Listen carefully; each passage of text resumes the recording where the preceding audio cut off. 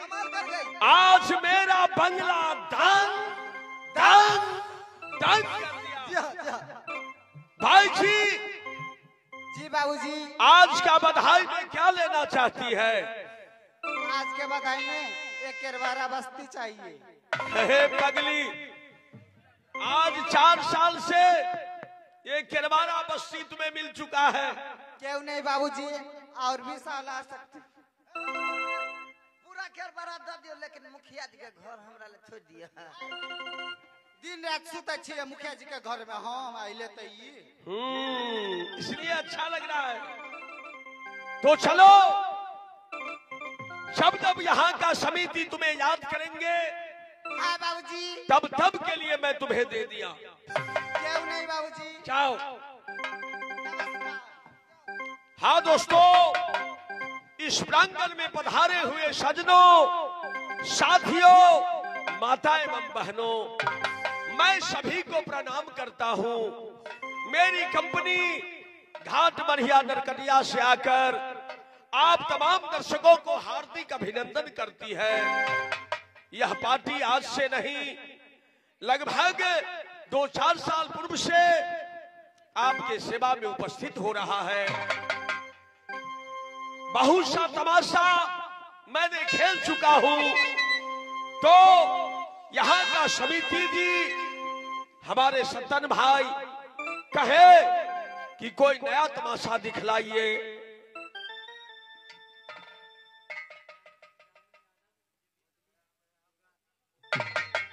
तो आज की लड़ाई मेरी कंपनी पेश किया, मोरंग की लड़ाई।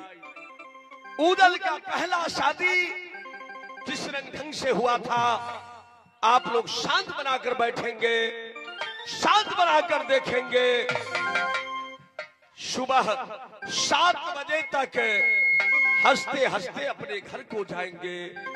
तो ये आ गए, एक पुरस्कार है श्रीमान जामुन यादव जी, भौदनी निवासी दुर्गा पूजा समिति, जहां मैंने 2 साल मां दुर्गा को सेवा किया।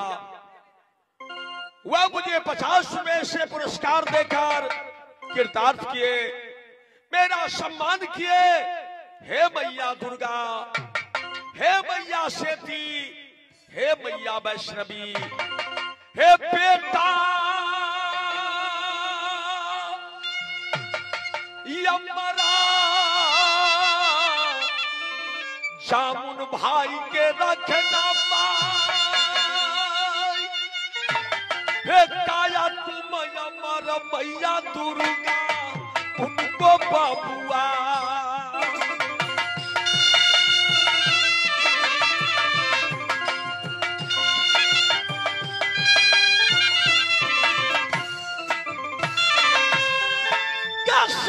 में समा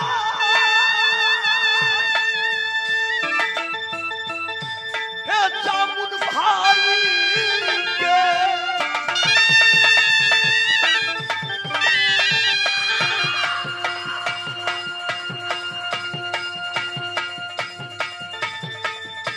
मैया सुनो या दुर्गा माई, सदा तैयारी रहना उनको बेटा।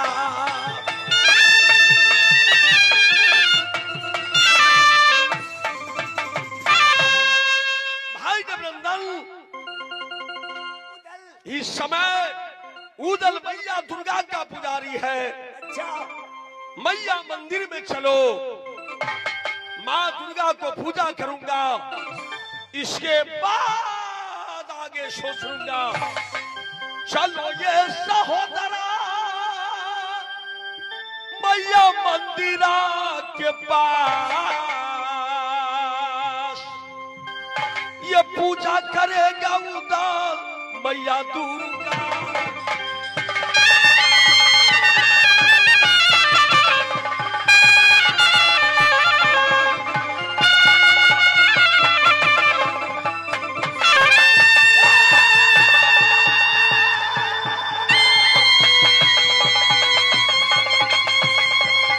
रहेगी तैयारी मेरा दुर्गा ये पाई, बच्चा बचाएगी मैया बताऊंगा।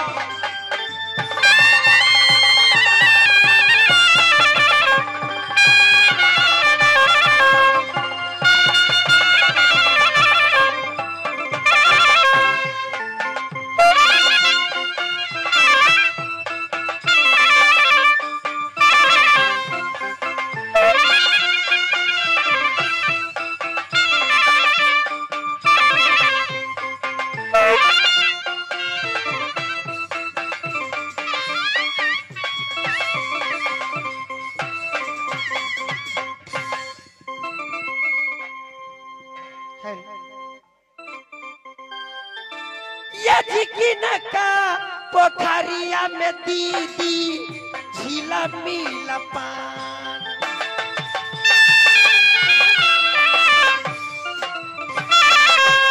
ये किनका पोखर में ये बचाई से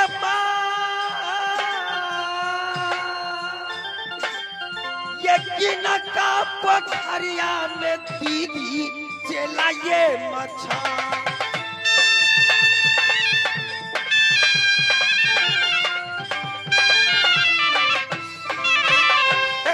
कौन ये पापी गिरावे महाजान, ये कौन ये पापी ये जाल जो गिरा,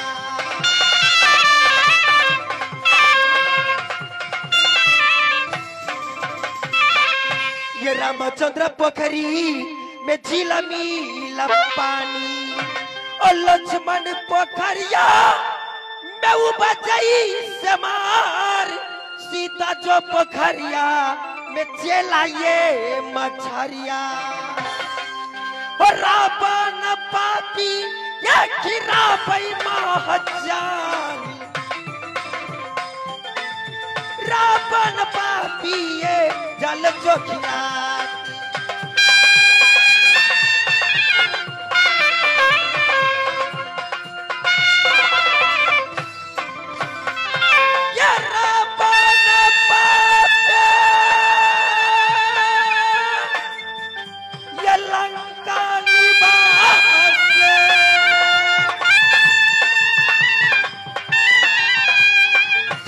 मैया तोरी है चरण के ये कबार, लो तो जगदम्बा ये मैहर बा,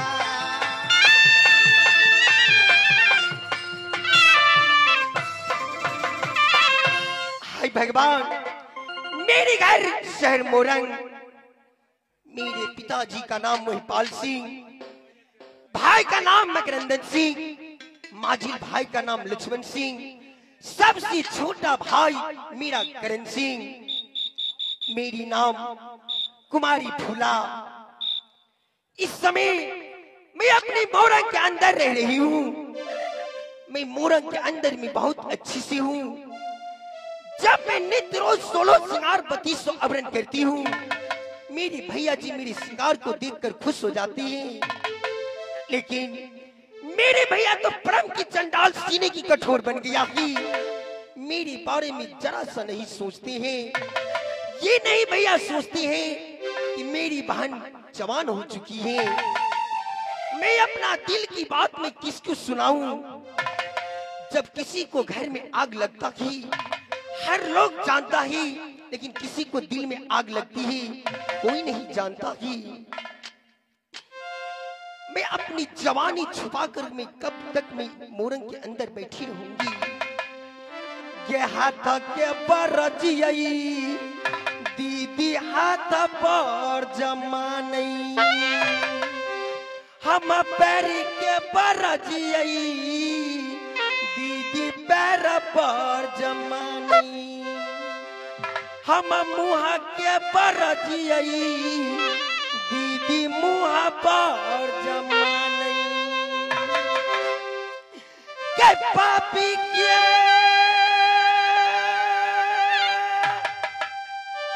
जापानी आ गई थी कि पर जो नहीं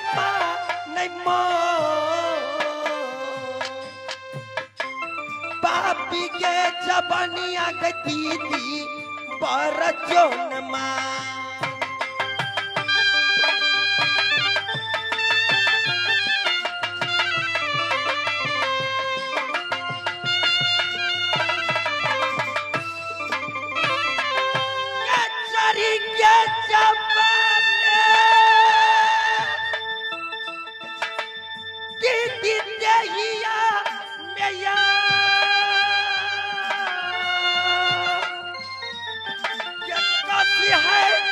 पानी के दीदी या बतेलिया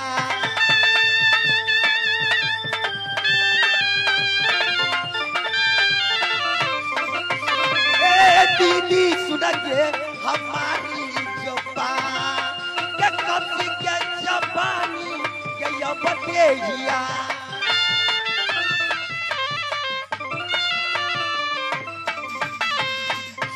हाय भगवान ये मैं सोचती क्या सोच ली मैं अपनी जवान की बारी में। लेकिन भैया जी क्या सोचते होंगे कि मैंने नित्य रोज अपने भैया के लिए सुबह सुबह उठ करके मैं चाय बनाती हूँ, चाय और बिस्कुट भैया जी के लिए मैं लेकर आती रहती हूँ। लेकिन भैया जी आज क्या लेकिन इस समय भैया जी क्या सोचते होंगे कि मेरी बहन फूला अभी तक चाय लेके नहीं आई है। भैया जी आप अपनी चाय और बिस्कुट के बारे में सोचती होंगी, लेकिन यहाँ भैया जी मेरे बारे में कुछ नहीं सोचता है कि आज मेरी बहन कितनी जवान हो चुकी है। लेकिन क्या करूं कहाँ जाऊं, अपने दिल की बात में किससे सुनाऊं। कोई बात नहीं, मैं भैया जी को बंगले पर जा रही हूँ, भैया जी से मैं कुछ बातें करूंगी। अगर भैया जी मेरे दिल की बात मान गई तो ठीक है, नहीं तो आगे जाकर के मैं कुछ से कुछ कर लूंगी। मैं इस समय अपने भैया को बंगला पर जा रही हूँ।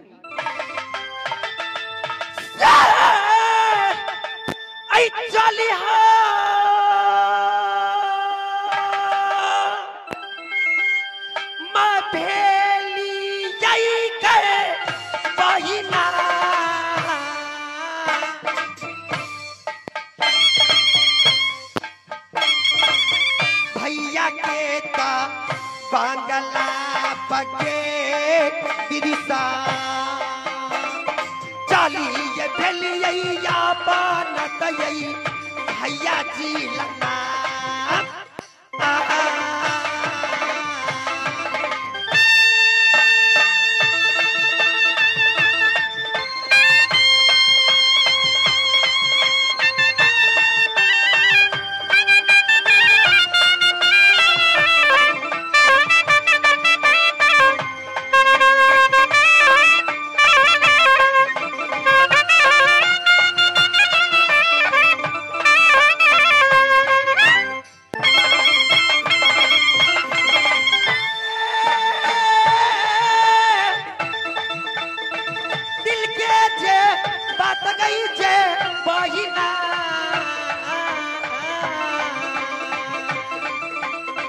भैया तो यही बारका के दिलसा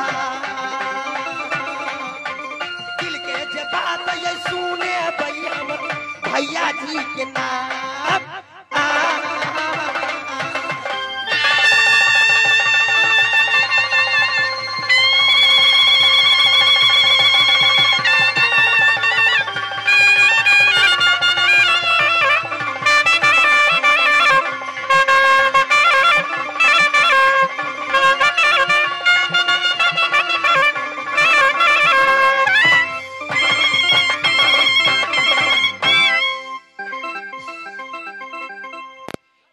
माँ जगदम्बा, हे माँ जगतारनी माँ, मैंने तुम्हारी पूजा नित्य रोज में कर रही हूँ, लेकिन आज मैं अपने भैया को बंगला पर जा रही हूँ।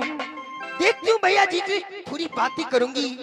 अगर दिल की बात मेरी मान गई भैया जी तो ठीक है, नहीं तो माँ जब मेरी भैया जी दिल की बात नहीं माना तो मैं तुम्हारे मंदिर में आऊंगी और तुम्हारे मंदिर में सर पटक के मर जाऊंगी। इससे पहले भैया जी से भेंट करती हूँ, इसके बाद मैं तुम्हारे मंदिर में जाऊंगा।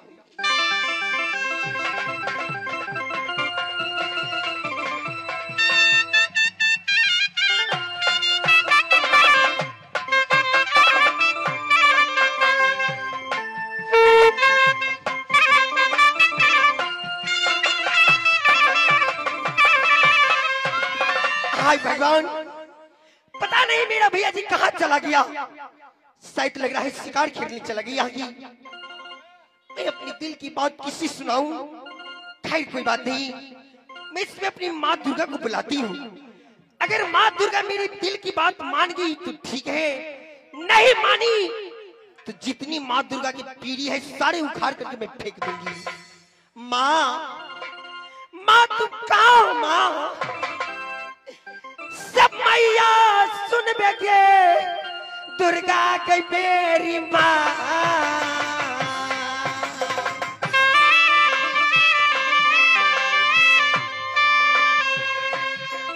गए कहाँ जात बैठलक मैया, सात बहन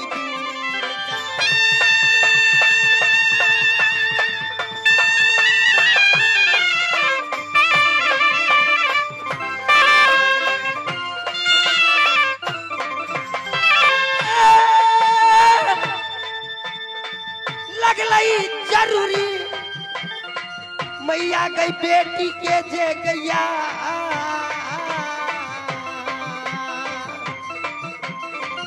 लगलई जरूरी मैया बेटी फूला।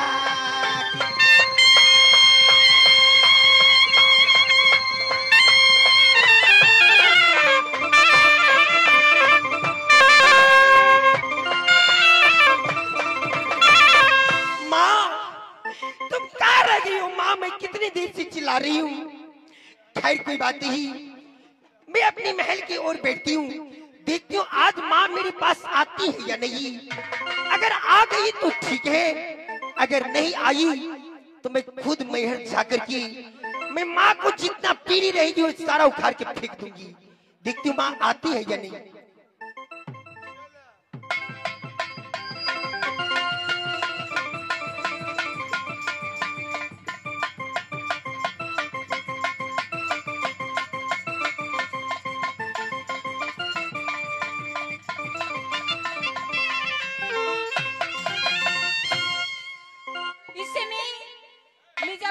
में आराम कर रही थी तो बेटी अपनी महल से आवाज दे रही है, माँ तुम कहाँ हो? इस समय मैं बेटी की महल में जा रही हूँ।